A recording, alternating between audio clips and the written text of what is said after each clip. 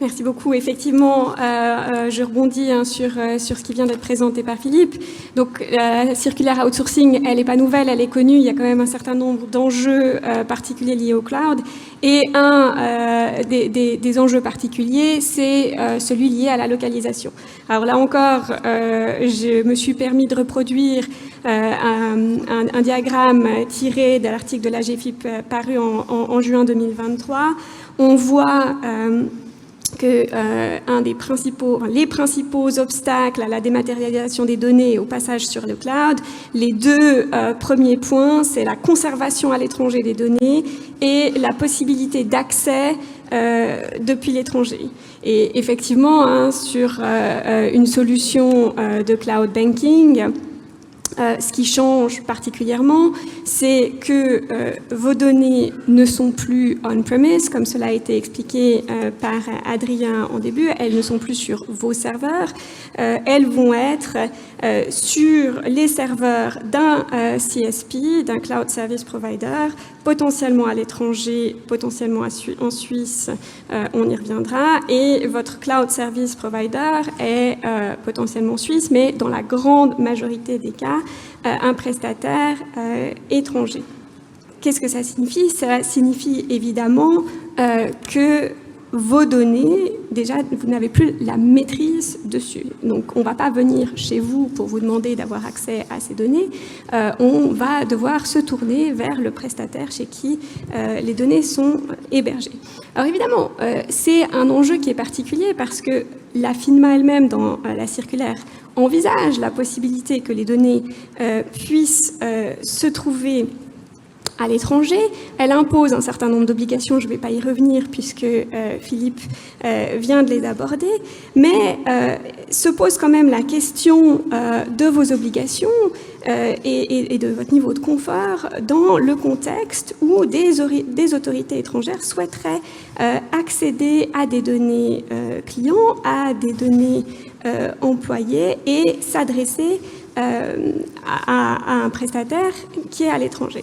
Alors, ce point a été extrêmement bloquant pour beaucoup d'institutions bancaires qui finalement ne voulaient pas que leurs données se trouvent à l'étranger et beaucoup de prestataires proposent aujourd'hui un hébergement des données en Suisse. Évidemment, ça permet d'assurer un certain niveau de confort, on va se dire, puisque si les données se trouvent en Suisse, on dit que le prestataire est en Suisse également, et que si on va lui poser des questions, on pourra éventuellement faire valoir les moyens de droit suisse s'il y a une demande d'accès. Sauf que finalement, la problématique de l'hébergement des données dans des data centers en Suisse ne répond pas à toutes les questions et particulièrement depuis l'adoption du US Cloud Act, c'est un nom qui fait peur, c'est un nom dont on a tous entendu parler. D'où il vient ce Cloud Act? En réalité, c'est une législation qui a été adoptée en 2018 aux États-Unis suite à une affaire judiciaire justement où les autorités américaines demandaient à Microsoft de lui livrer des données qui étaient sous le contrôle de Microsoft mais qui étaient hébergées en dehors des États-Unis. Et Microsoft a pu dire non, écoutez, je ne vous remets pas ces données, ce n'est pas dans vos pouvoirs de me demander de vous les remettre puisqu'elles sont hébergées à l'étranger.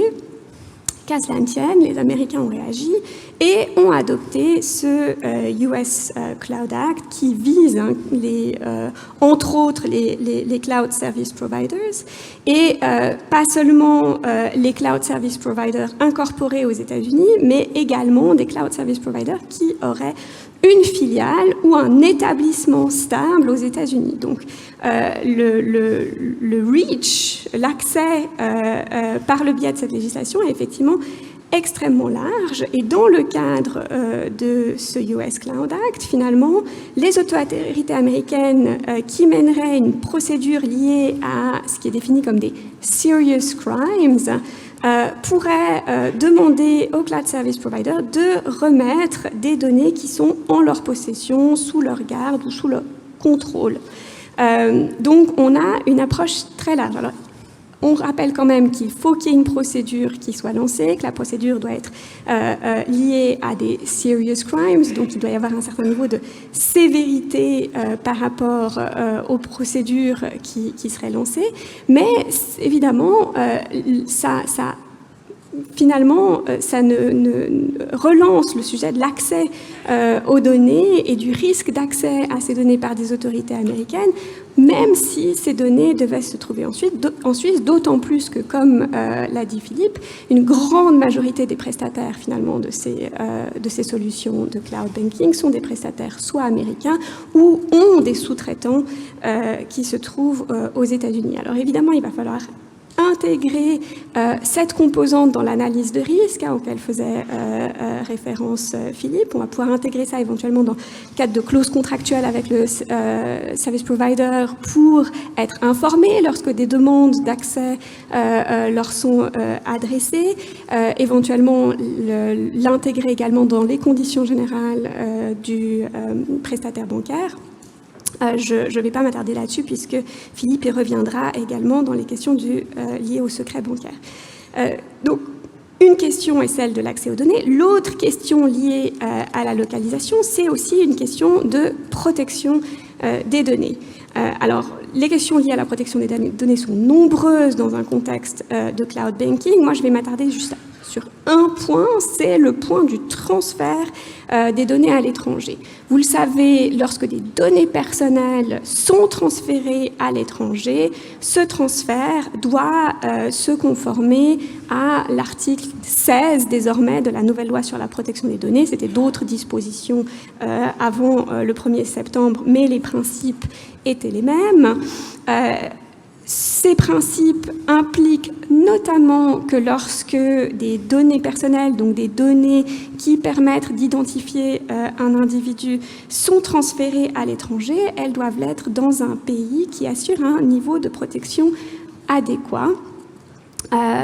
Aujourd'hui, on a une liste dans l'ordonnance à la loi sur la protection des données, l'OPDO, qui fournit justement la liste des pays offrant ce niveau de protection adéquat, et les États-Unis ne figurent pas sur cette liste, notamment en lien avec cette réglementation Cloud Act, mais d'autres, Executive Order, etc., qui ne permettent pas d'assurer un niveau de protection adéquat pour les individus dont les données seraient transférées à l'étranger. Et cette question du transfert des données personnelles aux États-Unis est une question avec laquelle on se gratte tous la tête depuis un certain nombre d'années, parce que le transfert, c'est pas juste envoyer des données aux États-Unis, c'est pouvoir y accéder également depuis les États-Unis. On a vu à travers les années un certain nombre d'outils mis en place pour permettre quand même de transférer des données aux États-Unis en conformité avec la loi sur la protection des données. Il y a eu plusieurs accords internationaux qui permettaient de certifier des providers comme assurance niveau de protection adéquate. Le dernier, c'était le Privacy Shield, mais il a été finalement invalidé suite à un arrêt de la Cour de justice européenne, l'arrêt Schrems 2. Il y a eu Schrems 1 qui avait invalidé l'outil précédent. Maintenant, on passe au troisième outil, le Swiss-US Privacy Framework, donc qui vise de nouveau à pouvoir certifier des prestataires pour permettre le transfert de données personnelles vers les États-Unis. On n'a pas encore aujourd'hui la visibilité sur le timing de quand les prestataires pourront se faire certifier en vertu du Swiss-US Privacy Framework. Mais voilà, aujourd'hui, on sait qu'on n'a pas de solution idéale pour transférer des données personnelles aux États-Unis. Donc cette question de gestion des données est essentielle et elle est même plus large, comme Philippe va vous l'exposer. Merci Juliette.